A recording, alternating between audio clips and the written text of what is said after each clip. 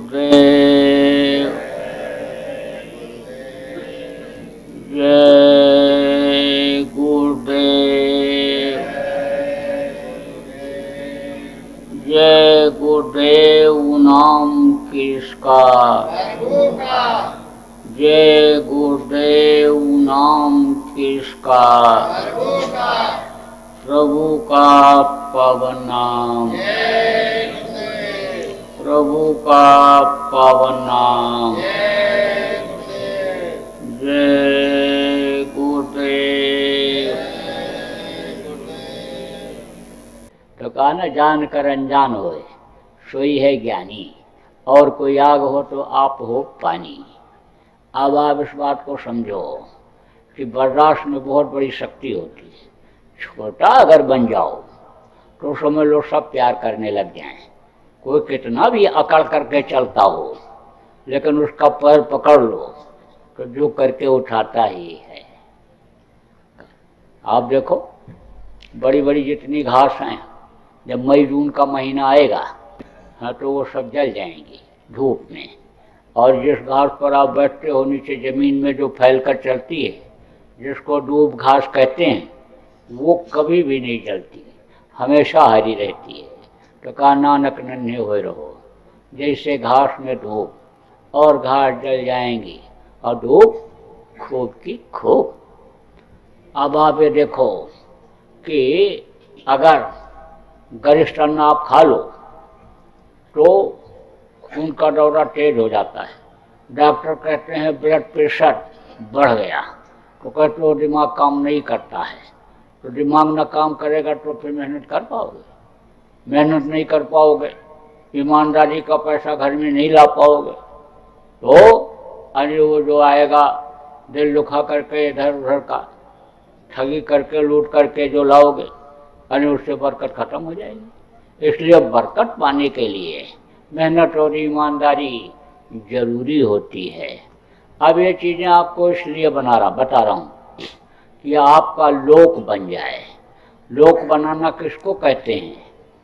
कहते हो ना, अच्छा खाते हैं, अच्छा कपड़ा पहनते हैं, अच्छे मकान में रहते हैं, पत्नी पति व्रता है, पुत्र आज्ञाकारी है, इनका लोक बना हुआ है। तो ये लोक बनाने का तरीका बता रहा हूँ, और परलोक बनाने का भी बताऊंगा। परलोक किसको कहते हैं? जहाँ पर आप मृत्यु रहते हो, ये मृत्युलोक है। यहाँ का नियम है, जैसे यहाँ कोई पैदा हुआ तो मरेगा जरूर, जो आग जलेगी वो बुझेगी जरूर, और जो पेड़ फलेगा वो झड़ेगा जरूर। जितनी भी चीज़ें ये दिखाई पड़ती हैं इस मृत्युलोक में, ये परिवर्तनशील हैं।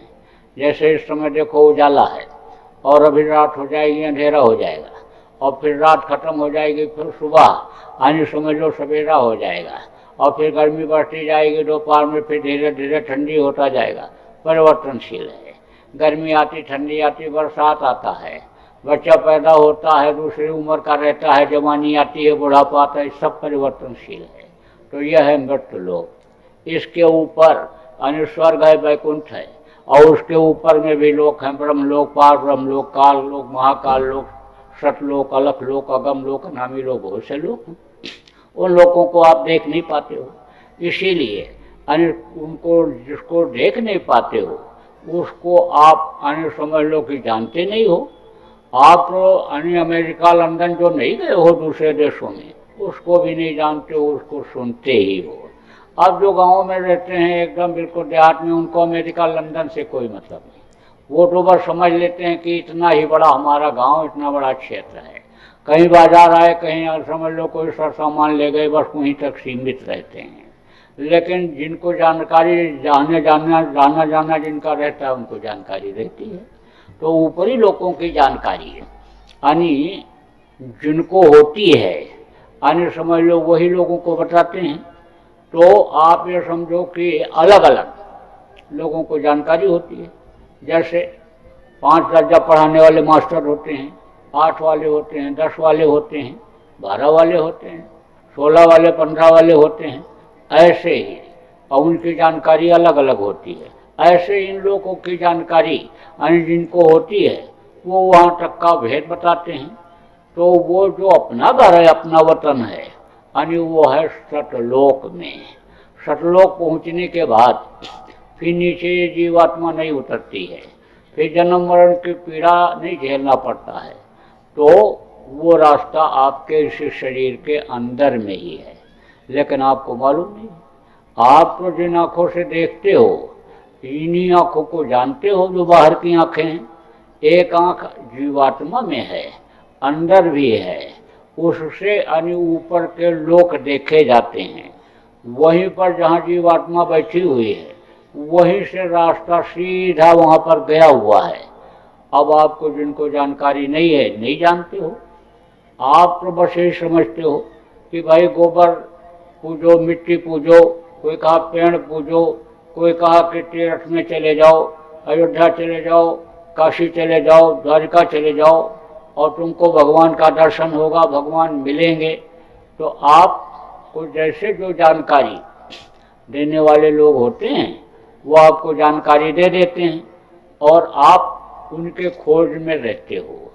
अब जब तक सही नहीं मालूम हो पाता है, रास्ता नहीं मालूम हो पाता है, ठिकाना नहीं मालूम हो पाता है, तब तक आदमी न देख पाता, न मिल पाता है। इच्छा रखते हुए भी यानी नहीं मिल पाता है। अब अगर कोई बता दे, रास्ता बता दे, तो मालिक अभी मिल जाए। अब आप ये सोचो कि दुनिया किसने बनाया? मालिक ने बनाया। तो जब मालिक मिल जाएगा तो यानी समझ लो दुनिया की चीज़ों के लिए आदमी को तरसने की कोई ज़रूरत पड़ेगी? कभी नहीं पड़ेगी। तो आपको एक निशाना बनाना चाहिए मालिक के प्राप्ति का। तो वो मालिक किसी मनुष्य शरीर में मिलता है। मनुष्य शरीर छोड़ने के बाद आज तक न किसी को मिला और न किसी को मिलेगा। और जिसको मिला, जिन्होंने देखा, उन्होंने तो कह भी दिया, लिख भी दिया। कहा ना कबीर साहब ने कि ज्यों तिल माही तेल है, ज्यों चकमक में आग, तेरा साईं तुझ में जान सके सो जान, कस्तूरी कुंडल बसे मृग ढूंढे बनमाए, ऐसे घट घट राम है दुनिया देखत न। फकीरों ने भी यही कहा कि अल्लाह, अल्लाह का मज़ा मुर्शिद के मैं खाने में है और दोनों आलम की हकीकत एक पैमाने में है। ना खुदा मंदिर में देखा, ना खुदा मस्जिद में है। और शेख जी रिंदों से पूछो दिल के आशियाने में। कहा दिल के आशियाने में वो मिलेगा। आप कहोगे भाई दिल के आशियाने में जब वो खुदा भगवान है तो मिलता क्यों नहीं? तब फिर उसने कहा एक दिल लाखों तमन्ना। दिल तो एक है लेकिन ख्वाहिशें बहुत हैं, लोगों की इच्छाएं अनंत हो गई। तो कहा ना कि एक म्यान में दो तलवार नहीं रखी जा सकती है। यानी समझ लो एक साथ दो काम नहीं हो सकता है कि गाल भी फुला लो और ठट्ठा के भी हंसो। तो दुनिया को भी चाहो और दीन को भी चाहो, ये दोनों काम एक साथ नहीं हो सकता है। लेकिन दुनिया को थोड़े समय के लिए भूलो और मालिक के लिए चाह बनाओ, इच्छा अगर करो और तड़प जगाओ, वो नाम जिससे यानी वो मालिक मिलता है उस नाम से उसको पुकारो, तो उसका नाम है दीन बंधु दीनानाथ करीब पर्वत। तो अब आप इस बात को समझो, मालिक से मिलने का, देवी देवताओं के दर्शन करने का अन्य रास्ता इन्हीं दोनों आंखों के बीच से गया हुआ है। जैसे अर्जुन ने और जैसे कृष्ण ने अर्जुन को यानी वो दिव्य दृष्टि शिवनेत्र जिसको कहते हैं यानी खोल करके और फिर वो सब दिखा दिया था। क्या दिखा दिया था? महाभारत। महाभारत शुरू होने को जब हुआ तो कृष्ण ने अर्जुन से कहा कि उठाओ गांडीव, चलो मैदान में। बोले यहाँ तो सब मेरे काका चाचा नाना मामा खड़े हैं, इनको मार करके मैं नर्क नहीं जाना चाहता हूँ।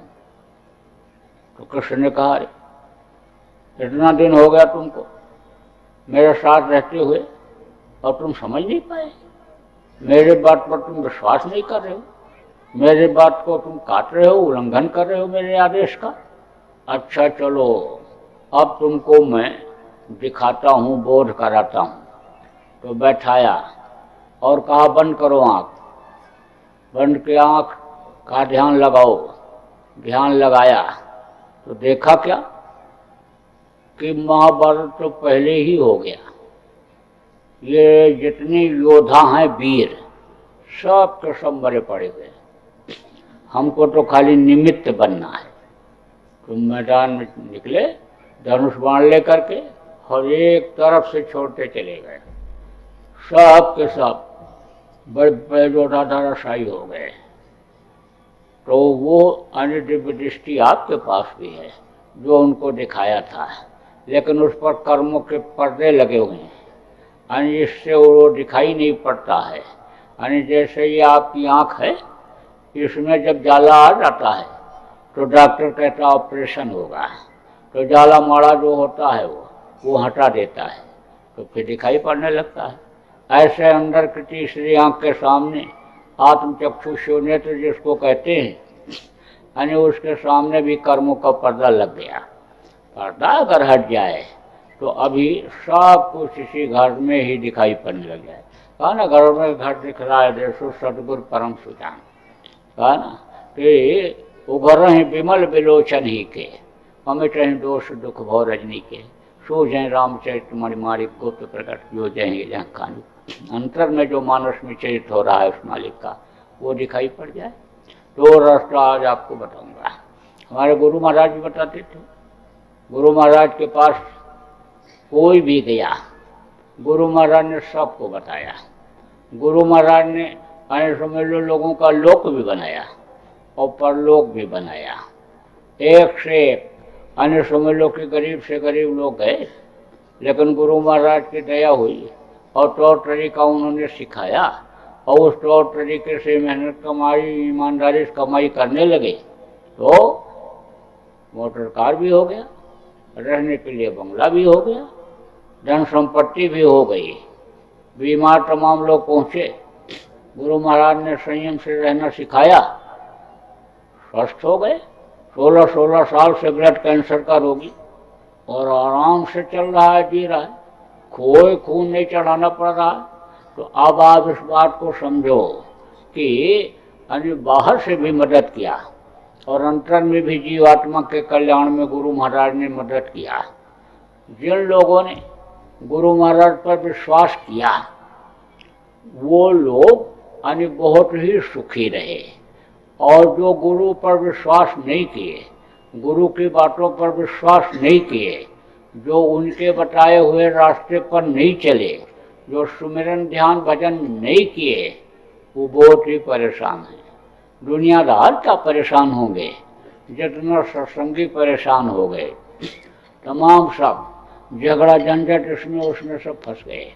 अब आप ये समझो कि आप जो पुराने लोग हो, अगर आप यानी गुरु महाराज के बताए रास्ते पर चलने लग जाओ, सुमिरन ध्यान भजन रोज करने लग जाओ, लोगों को कराने लग जाओ, 2 घंटे आप बैठने लग जाओ, तो इसी से आपकी समस्याएं धीरे धीरे धीरे धीरे सुलझती चली जाएंगी।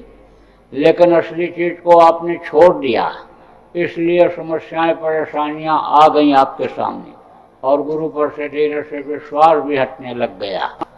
अगर आप ध्यान भजन करने लग जाओ और अंतर में गुरु का दर्शन आपको होने लग जाए, जैसे जब मौजूद थे बाहर दर्शन होता था, आप बात करते थे, कुछ पूछते थे, वो बताते थे, उसी तरह से आपको बताने लग जाएं, समझाने लग जाएं, सत्संग सुनाने लग जाएं, तो आपको पक्का विश्वास हो जाएगा गुरु के ऊपर।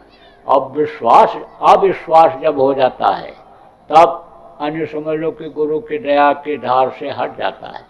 इसलिए बराबर जितने भी आप नामदानी गुरु महाराज के हो, आप सब लोग बराबर ध्यान भजन रोज करते रहो।